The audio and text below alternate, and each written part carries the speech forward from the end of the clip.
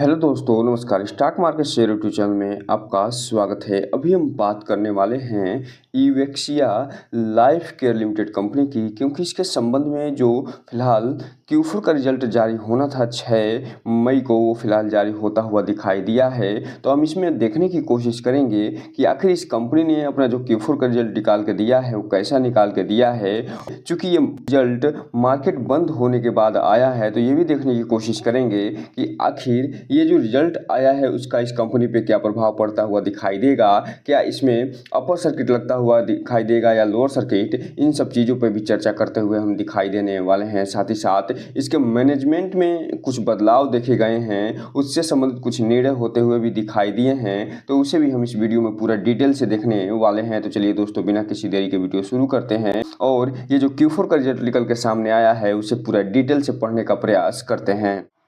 तो दोस्तों, आप यहाँ पर देख रहे हैं कि 6 तारीख का डेट पड़ा हुआ है और ये बताया जा रहा है कि outcome of the board meeting में 6/2024 और इसमें क्या क्या फैसले लिए गए हैं। इसमें जो इसका stand alone and consolidated result है वो फिलहाल जारी करते हुए दिखाई दे रहे हैं। तो इस वीडियो में हम जो रिजल्ट देखने वाले हैं वो फिलहाल Q4 का कंसोलिडेटेड रिजल्ट देखने वाले हैं, क्योंकि इसमें जो भी कंपनियाँ होती हैं सब्सिडरी के रूप में काम करती हुई, उनका भी डेटा इसमें शामिल करके फिर इसका रिजल्ट तैयार किया जाता है। और साथ ही साथ इसमें स्टैंड एलोन का डेटा भी जारी करके उसे भी इसमें शामिल करके फिर ये Q4 का रिजल्ट जो है कंसोलिडेटेड प्रकार का जारी किया जाता है। तो इसमें हम जो कंसोलिडेटेड रिजल्ट है उसे ही डिटेल से पढ़ते हुए दिखाई देने वाले हैं।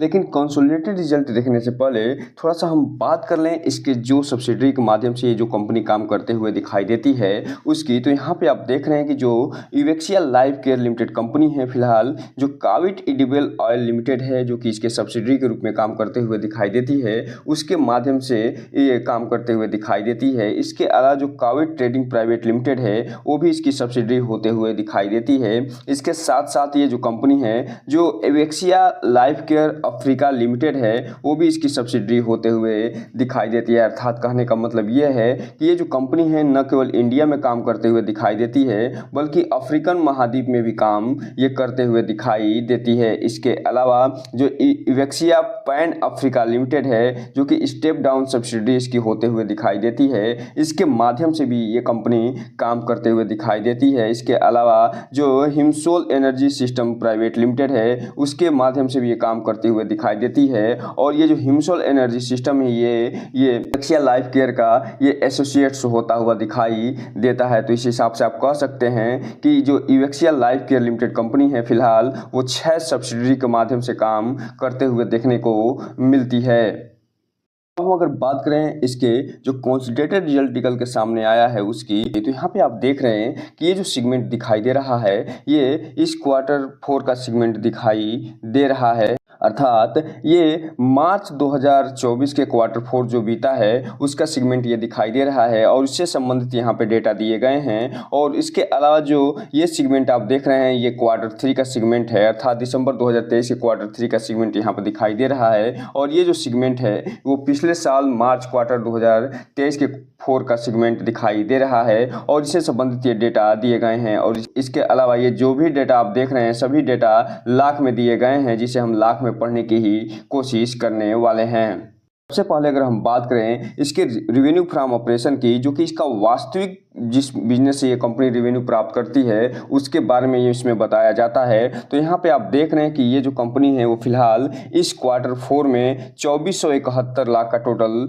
रेवेन्यू फ्रॉम ऑपरेशन प्राप्त करते हुए दिखाई दे रही है, जो कि पिछले सेम क्वार्टर अर्थात मार्च 2023 के Q4 में ये 2477 लाख का रेवेन्यू फ्रॉम ऑपरेशन प्राप्त करते हुए दिखाई दी थी। तो इस हिसाब से आप देख सकते हैं कि ये जो कंपनी है वो फिलहाल ईयर ऑन ईयर बेस पे एकदम फ्लैट जो है परफॉर्मेंस दिखाते हुए नजर आ रही है रेवेन्यू फ्रॉम ऑपरेशन में। वहीं यहीं पे अगर हम बात कर लें ये दिसंबर 2023 के Q3 की, तो यहाँ पे आप देख रहे हैं कि ये जो कंपनी है वो फिलहाल 690 लाख का टोटल कारोबार करते हुए दिखाई दी थी, रेवेन्यू फ्रॉम ऑपरेशन प्राप्त करते हुए दिखाई दी थी, जो कि फिलहाल 2 से 3 गुना वृद्धि होकर ये 2471 लाख में पहुँचता हुआ दिखाई दे रहा है। तो इस हिसाब से आप कह सकते हैं कि ये जो company year on year base पे तो उतना बढ़िया परफॉर्मेंस नहीं दिखाई है, लेकिन क्वार्टर बेस पे ये धमाकेदार रेवेन्यू फ्रॉम ऑपरेशन प्राप्त करते हुए दिखाई दे रही है। वहीं अगर हम बात करें टोटल रेवेन्यू की, तो ये जो company year on year base पे तो एकदम फ्लैट परफॉर्मेंस दिखाते हुए नजर आ रही है।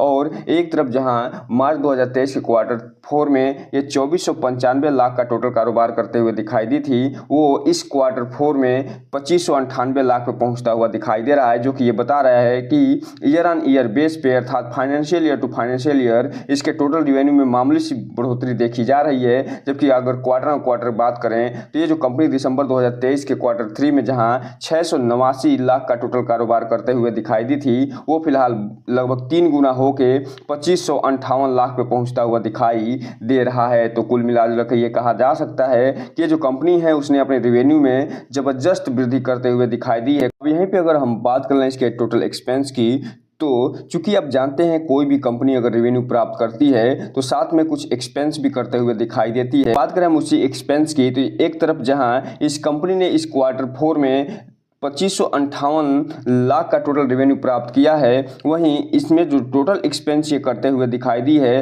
वो 2230 लाख का टोटल एक्सपेंस करते हुए दिखाई दी है। जबकि पिछले सेम क्वार्टर अर्थात मार्च 2023 के Q4 में ये 2553 लाख का टोटल एक्सपेंस करते हुए दिखाई दी थी। तो इस हिसाब से आप कह सकते हैं कि ईयर ऑन ईयर बेस पे अर्थात financial year to financial year इस कंपनी ने गजब का ईयर ऑन ईयर बेस पे अर्थात financial year to financial year गजब का कंट्रोल दिखाते हुए नजर आ रही है, जिसके फलस्वरूप इसमें लगभग 2 से 300 लाख की कमी होते हुए देखने को मिल रही है। वहीं अगर हम बात करें इसके क्वार्टर बेस पे एक्सपेंस की, तो ये दिसंबर 2023 के Q3 में ये मात्र और मात्र 687 लाख का ही टोटल एक्सपेंस करते हुए दिखाई दी थी, जिसके फलस्वरूप इसमें अधिक अच्छा खासा बढ़ोतरी देखने को मिल रही है। और यहाँ पे आप देख रहे हैं कि मार्च 2024 के Q4 में ये 2230 पे पहुंचता हुआ दिखाई दे रहा है। तो इस हिसाब से आप कह सकते हैं कि ईयर ऑन ईयर बेस पे तो इस कंपनी ने अच्छा परफॉर्मेंस दिखाया है, लेकिन क्वार्टर बेस पे इसके एक्सपेंस में अच्छी खासी वृद्धि होते हुए दिखाई दे रही है।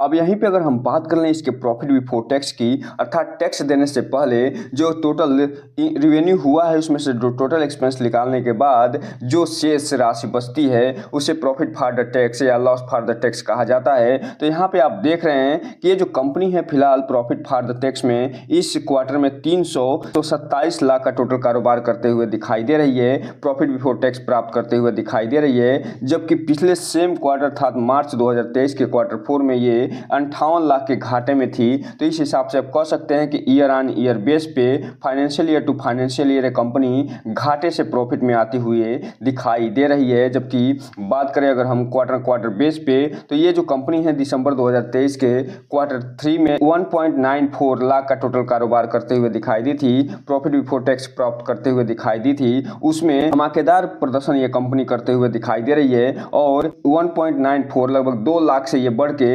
327 लाख पे पहुंचते हुए दिखाई दे रही है। अगर बात करें इसके प्रॉफिट फॉर द पीरियड की, इसका वास्तविक प्रॉफिट होता है, जो कि जिसे हम नेट प्रॉफिट के नाम से जानते हैं, ये जो प्रॉफिट फॉर द या लॉस फॉर द पीरियड होता है, वो जो टोटल इनकम प्राप्त हुआ रहता है उसमें से जो इसका टोटल एक्सपेंस तो घटाते ही हैं, साथ ही साथ जो टैक्स होते हैं, इसके अलावा कुछ और जो खर्चे होते हैं उन्हें भी घटाने के बाद जो शेष प्रॉफिट बचता है उसे नेट प्रॉफिट या प्रॉफिट फॉर द पीरियड या लॉस फॉर द पीरियड के नाम से जाना जाता है। तो यहाँ पे आप देख रहे हैं कि इस Q4 में ये टोटल 272 लाख का प्रॉफिट प्राप्त करते हुए दिखाई दे रही है, नेट प्रॉफिट प्राप्त करते हुए दिखाई दे रही है, जो कि पिछले सेम क्वार्टर में अर्थात मार्च 2023 के Q4 में ये 82 लाख के घाटे में जाते हुए दिखाई दी थी। और वहीं अगर हम बात करें इसके क्वार्टर बेस पे, तो ये दिसंबर 2023 के Q3 में जहां 1.44 लाख का ही केवल कारोबार करते हुए दिखाई दी थी, वो क्वार्टर बेस पे बढ़ के 272 लाख पे पहुंचता हुआ दिखाई दे रहा है। तो कुल मिला जुलाकर यहाँ पे आप देख सकते हैं कि ये जो कंपनी है वो न केवल ईयर ऑन ईयर बेस पे धमाकेदार प्रदर्शन करते हुए दिखाई दे रही है और निगेटिव से ये पॉजिटिव में आते हुए दिखाई दे रही है, जबकि क्वार्टर बेस पे भी इस कंपनी ने जबरदस्त परफॉर्मेंस दिखाया है। अब हम अगर बात कर लें इसके जो अर्निंग पर शेयर है उसकी, तो यहाँ पे आप देख रहे हैं कि ये जो कंपनी है उसके अर्निंग पर शेयर में भी अच्छी खासी वृद्धि देखी जा रही है। और और एक तरफ जहां मार्च 2023 के क्वार्टर 4 में ये माइनस में 0.01 के आसपास इसका अर्निंग पर शेयर हुआ करता था, वो फिलहाल बढ़ के ये पॉजिटिव में आता हुआ दिखाई दे रहा है इस क्वार्टर 4 में और 0.039 पे पहुंचता हुआ देखने को मिल रहा है। जबकि अगर हम बात करें क्वार्टर बेस पे तो यहाँ पे आप देख रहे हैं कि दिसंबर 2023 के क्वार्टर 3 में ये 0.0 इसका अर्निंग पर शेयर हुआ करता था, फिलहाल जो बढ़ के 0.039 पे पहुंचता हुआ दिखाई दे रहा है। तो कुल मिलाकर इस Q4 रिजल्ट का लब्बो-लुबाब ये है कि ये जो कंपनी है उसने धमाकेदार रिजल्ट निकाल के दिया है। न केवल ईयर ऑन ईयर बेस पे ये अच्छा खासा परफॉर्मेंस करते हुए दिखाई दी है, बल्कि क्वार्टर बेस पे भी ये अच्छा खासा परफॉर्मेंस निकाल के देते हुए दिखाई दे रही है। अगर हम ये स्टार के रूप में देना हो तो इसे 4 से 5 स्टार दिया जा सकता है। हालांकि इसने एक जो गड़बड़ी की है वो ये कि जो रेवेन्यू फ्रॉम ऑपरेशन है उसमें ईयर ऑन ईयर बेस पे जितना परफॉर्मेंस करना चाहिए था उस हिसाब से करते हुए तो नहीं दिखाई दी है, लेकिन इसने अपने जो खर्चे हैं, जो एक्सपेंस है, उस पर गजब का कंट्रोल दिखाया है, जिसके कारण ये कंपनी जो लॉस में हुआ करती थी ईयर ऑन ईयर बेस पे वो प्रॉफिट में पहुंचते हुए दिखाई दे रही है और क्वार्टर बेस पे भी धमाकेदार रिजल्ट निकाल के देते हुए नज़र आ रही है। और एक चीज़ और आपको बता दूं कि जब ये Q4 का रिजल्ट जारी हुआ था लगभग 7:30 बजे से लेकर 9 बजे के बीच में शाम को, उससे पहले ही ऐसा लग रहा है कि ये जो शेयर मार्केटर होते हैं, जो इन्वेस्टर होते हैं, उन्हें मालूम चल गया है, क्योंकि इसमें आप देख रहे हैं कि आज भी लगभग 2% का अपर सर्किट लगता हुआ दिखाई दे रहा है और ये हो सकता है कि ये आगे कंटिन्यू रहे, क्योंकि ये जो कंपनी है जब गजब का रिजल्ट निकाल के देते हुए नजर आई है। अब हम यहीं पे अगर बात कर लें कि कुछ जो अपॉइंटमेंट हुए हैं, जो मैनेजमेंट में बदलाव देखे गए हैं उसकी, तो यहाँ पे एक और स्पेशल रेजोल्यूशन के तहत ये वोटिंग होते हुए दिखाई दे रही है और इस पे चर्चा होते हुए दिखाई दे रही है। और इसमें जो वोटिंग हुई है उसमें जो अपॉइंटमेंट किया गया है, जो मिस्टर मोहम्मद राजा जो मकरानी साहब है उन्हें इंडिपेंडेंट डायरेक्टर बना दिया गया है और जो मिस्टर पार्थ पटेल हैं वो भी इंडिपेंडेंट डायरेक्टर बनते हुए दिखाई दे रहे हैं और इस पे ये बैलेट पेपर के माध्यम से वोटिंग होते हुए दिखाई दे रही है और इन्हें ये अप्रूवल मिलता हुआ भी दिखाई दे रहा है।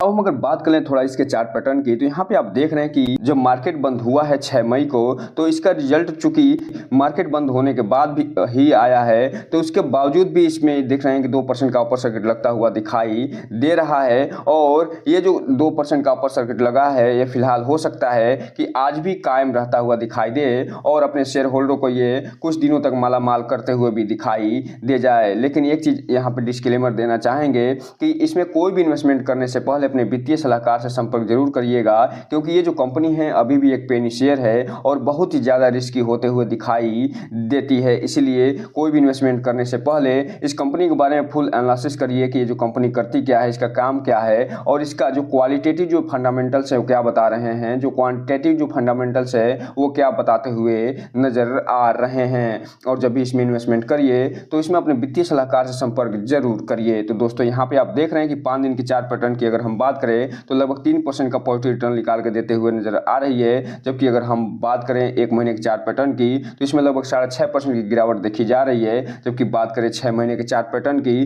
तो 6 महीने में ही इस कंपनी ने अपने शेयर होल्डर को लगभग 53% का रिटर्न निकाल के दे दिया है। जबकि बात करें एयरटेल डेट की तो 35 से 36% का। जबकि बात करें 1 साल के चार्ट पैटर्न की तो 2% का नेगेटिव रिटर्न निकाल के देते हुए नजर आ रही है। वहीं अगर हम बात करें मैक्सिमम चार्ट पैटर्न की तो इसका चार्ट पैटर्न में अभी भी दिखा रहा है कि यह कंपनी 3 रुपये 16 पैसे पे 2012 में भले ही लिस्ट हुई हो, लेकिन अभी भी ये जो इसका लाल रेड में चार्ट पैटर्न दिखा रहा है और ये 18% की गिरावट के साथ मैक्सिमम में बंद होते हुए दिखाई दे रही है। अब ये देखना दिलचस्प रहेगा कि जो Q4 का रिजल्ट निकल के सामने आया है उसको मार्केट कैसे लेता है। अगर मार्केट इसे पॉजिटिव में लेगा तो हो सकता है कि फिर से इसमें अपर सर्किट लगता हुआ दिखाई दे,